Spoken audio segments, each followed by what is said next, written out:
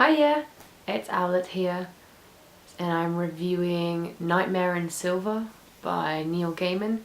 I've got a bit of a cold, so sorry if I don't sound so great. I thought it was an okay episode. I would even go so far as to say it was good. I feel like it wasn't as great as the ones that have come beforehand. I don't think that's a reflection of Neil Gaiman's writing, because I loved The Doctor's Wife, and I just feel like there were some parts of the episode that could have been stronger, and such as, like, I found that repetition of having the Doctor versus the clever man, Cyberman inside of him. When it was reflected externally, I found it dragged on too long, like seeing him just kind of like swap from face to face like a Dr. Jekyll, Mr. Hyde thing. I feel like Amy's choice with the Dream Doctor kind of battled the Doctor's demons a lot better. Like, I know it's a very different thing, but I just feel like seeing him sort of just twist and turn, it was cool at first and then just very boring. It was actually more interesting to see the computerized version inside his head where he was battling on some kind of temporal plane. I thought the chess set was cool, but that's probably because it just reminded me of X-Men with Magneto and Charles always battling for the upper hand and power of friendship and all that stuff. I think that the kids were an interesting addition.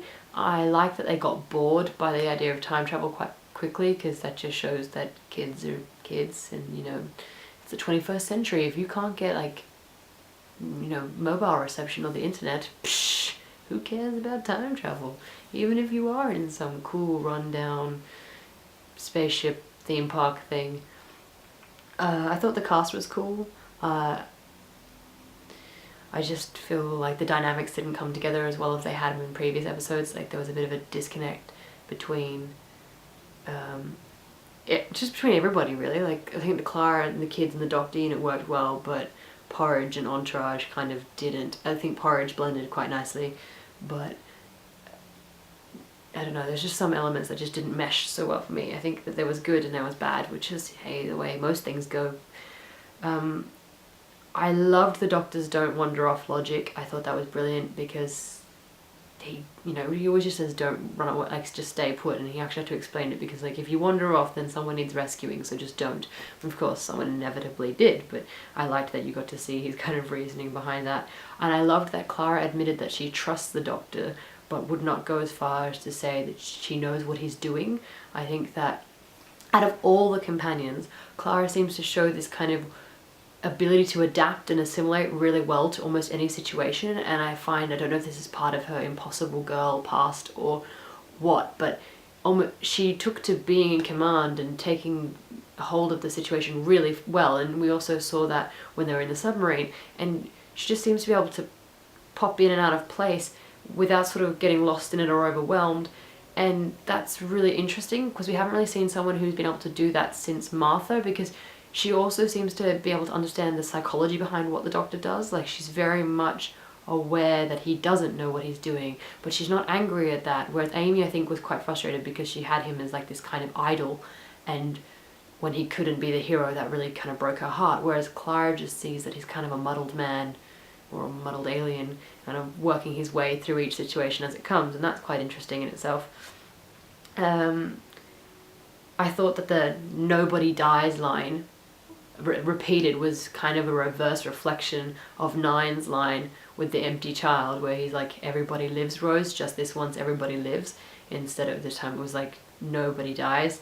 Except that that wasn't true, because the head leader of the Cyberman attack party died, so that's a bit awkward. I also thought it was really interesting that he blew up the planet at the end again. Like, he just destroyed an entire race of Cybermen.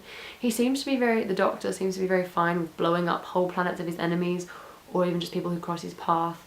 And I think that kind of really was reflected as well when the Cybermen said, when the clever man version of the Doctor was processing the Doctor's brain and body almost like the new Doctor would when he regenerates, and he said he's not even remotely human, and yet the emotions that he felt towards Clara and the kids was what helped him win the chess game, yet his ability to just kind of flippantly create mass genocide is quite alarming, from both a human perspective and from an alien perspective.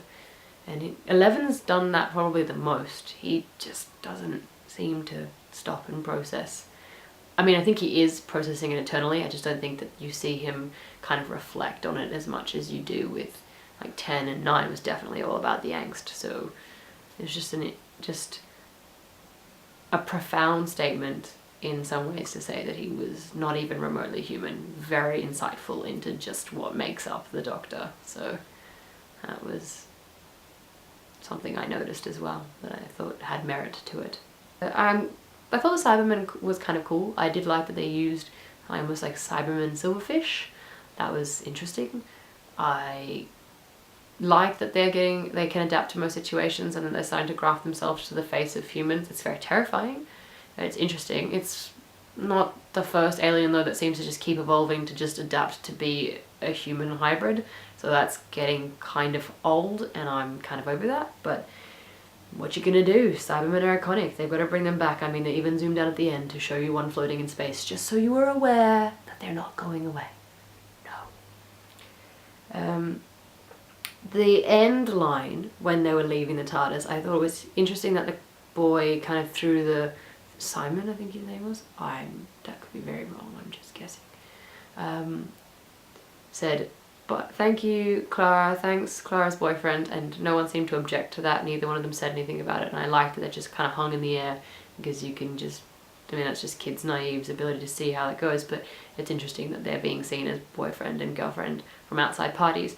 And I also thought it was really interesting, well, not interesting so much as annoying, that the Doctor kind of reflected on Clara at the end and then just said, in a skirt that's just a bit too tight. A, she was wearing a dress, and B, I thought that was a really terrible throwaway line.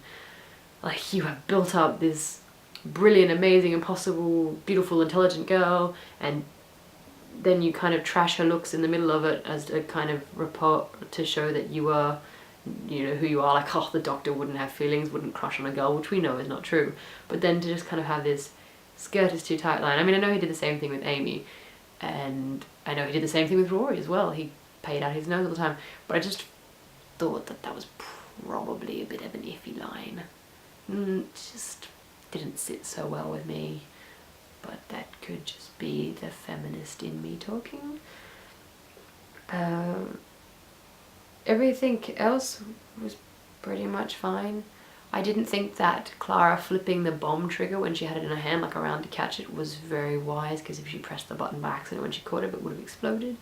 But I guess she was just being whimsy and didn't really think that through.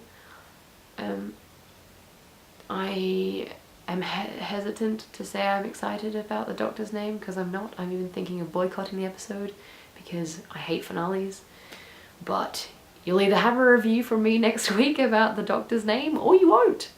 Also, public service announcement, I seem to have deleted my Hyde review, so I can either make another one or we can just pretend that that never happened and it's lost in time and space. But yes, overall, Nightmare in Silver was a good episode. Not great, but good. And I'll maybe see you next week. Toodles.